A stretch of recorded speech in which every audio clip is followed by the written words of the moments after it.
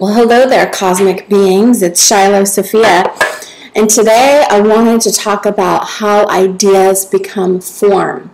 This is directly connected to being a creative and cosmic being because we don't think about things the way the rest of the world thinks about things. We think of things from a completely alternative, revolutionary perspective. However, what if I told you there was a way more direct way to access your ideas as a creative being and to get a look at it without the critic, the perfectionist, or the left brain really getting a hold and sinking its teeth into the idea? How do you think ideas become form? Think about it for a moment. What is your philosophy? Do you think ideas just pop in from the ethers? Do you think they come from the collective unconscious or conscious? Do you think they come from your soul? What are your beliefs about how ideas arise and how they get brought into form? And do you sometimes get frustrated because other people seem to be able to make ideas happen? Meanwhile, you have 10 million ideas that you can't bring into form.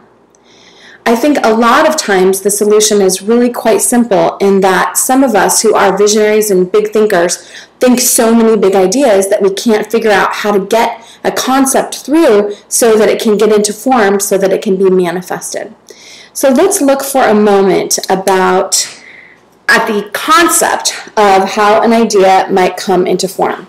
So imagine that you have all of these little ideas over here, just piling up. Who knows how long they've been there or how good they are or not. Doesn't matter. You have all these ideas. And this, imagine, is a veil of form. So this over here is the unmanifest reality, and this over here will represent reality, things that have come through into actually concretized form into the physical universe.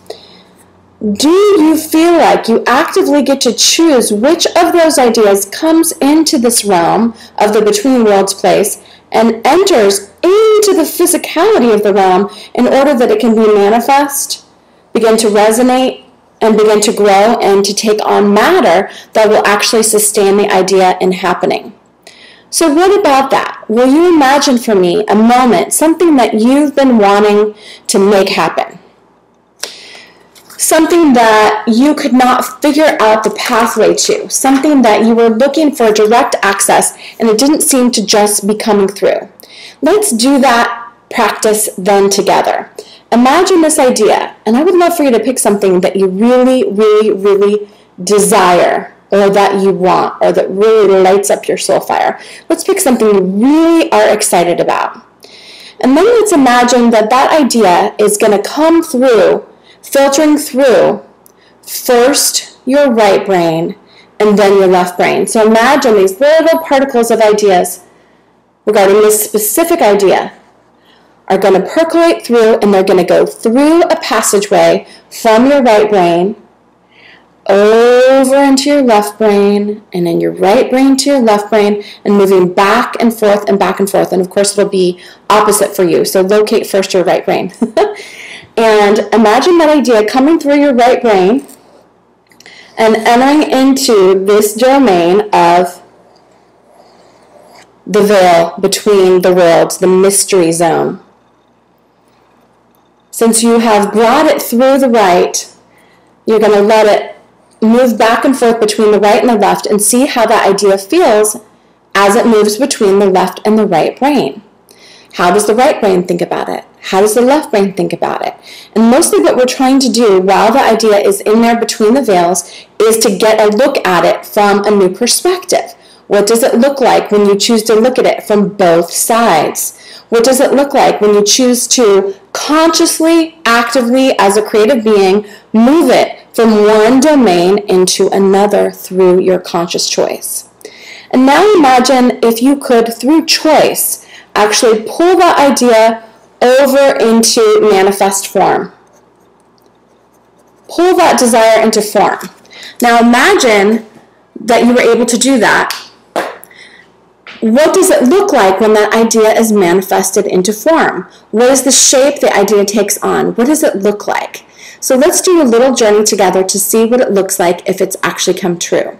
So many of us do have these amazing ideas. we don't know how to get to the next level, and then we do not know what it is we want it to look like. Now here's the thing, it may or may not end up looking like that. Wow, there is destiny, chaos, interference. We don't have a lot of control over what it actually ends up looking like. But if you don't know what you want it to look like, the opportunity for it to move through the veil of the mystery into manifest form and to begin to move closer and closer and closer towards the thing that it wants to be is just less probable.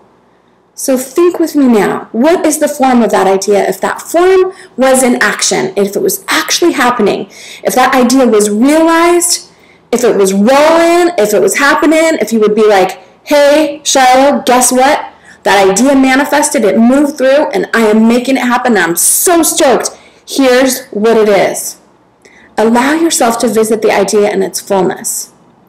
Just to see it as if it's really happening. That's what happened for me in the creation of Cosmic Cowgirls. I got a handful of my friends and family together and said, let's do this. Those are the founding mamas. They helped to create it, to go to the lawyer's office with me and found this as a woman and girl-owned publishing, production, event company because I had the idea and I knew what I wanted it to look like was a community of women sitting in circle working together. I didn't have all the different moving parts, of course, because it's organic and ideas have their own ideas about themselves when they begin to, you know, when writers and artists and singers say that something has a mind of its own, ideas are like that too, especially when they're cosmic ones. But I did know that I wanted those women in that room and that I wanted to be sitting in circle with them and that I wanted it to be focused around the theme of being creative. So allow yourself to imagine your creative dream being manifested. And it's something that's connected with your desire, something you really want to see happen for yourself. When we honor our ideas with these kind of mental exercises of taking an unmanifest idea, choosing to see it moving into the realm of the mystery, looking at it from the right and left brain, moving it around, seeing all sides, playing with it, not being afraid of it, and then bring it over into form and see it in form even if it hasn't manifested in form yet. When you look at it then in the realm of form, what happens is you can gather a first step to take. So you're actually going into the future to take a first step based on the vision of the form that you saw when the idea came into form. So as you imagine that idea and as you feel how it feels to have that idea, to have that desire brought in to this realm where you can build it and enjoy it and resonate with it and share it, what would your first step to making that idea happen be? And so I dare you. I dare you to choose in this next 30 days from today, whenever you are watching this, to choose to spend 24 hours in honor of manifesting that idea. This is the dare, and I mean it. To take a sundown to sundown 24-hour time frame. So you would start in an evening when the sun goes down and dedicate that entire time. Nothing else in that space that isn't dedicated to the cultivation of that creative vision or dream. What would that be like to dream about it? What would that be like to spend a period of 24 hours dedicated to only that thing?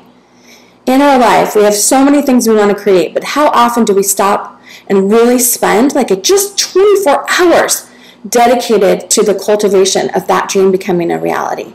That's what Cosmic Cowgirls and being a part of a creative tribe and the Red Thread Nation and Colored Woman, that's what it's all about, is working in groups of women to ask each other these questions, to encourage each other towards those dreams, and sometimes for me, Chief Laughing Cloud, to dare you. I dare you.